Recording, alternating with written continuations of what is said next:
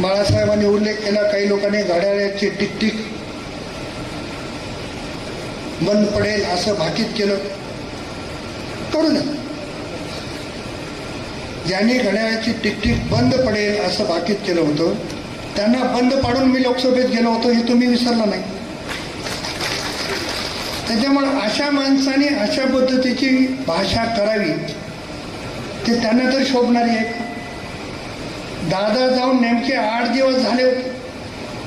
8-10 दिवसानंतर काम पडल्याच्या नंतर दादाचे जोडे उचलायचे आणि दादाच्या जाण्याच्या नंतर भान न ठेवता अशा पद्धतीचं वक्तव्य करायचं. हे अख्ख्या कोणाला जिल्ह्यात आवडलं नाही.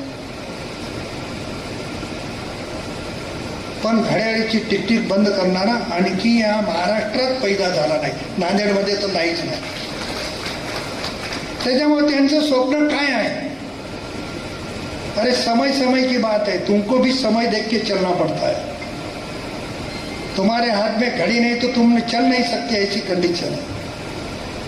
त्याच्यामुळे घडीवर जेव्हा बोलतो आपण, तुम्हाला साधी नांदेडच्या टावर मधली घडी 20 वर्षापासून चालू करता येणार झाली, तुम्ही दुसऱ्याची घड्याळ काय बंद करता?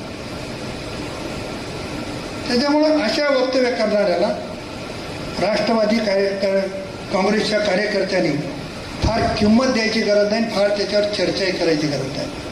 आणि माणसाचं काय होतंय तुम्हाला सांगतो. वय झालं ना की काही गोष्टी माणसाला सुचतात. काय बोलालो याचं पण भान राहत नाही. वयोमानाचा परिणाम येतो काही नाही. एवढे आजार, 5-25 गोळ्या, त्याचाही परिणाम. डॉक्टर तुम्ही आहेत समोर. त्याच्यामुळे चिडचिड हा होणं नैसर्गिकता आहे. त्याच्यामुळे एखाद्यानं असं केलं म्हणजे आपण तसं करावं, ती आपली संस्कृती नाही, राष्ट्रवादी काँग्रेसची नाहीच नाही.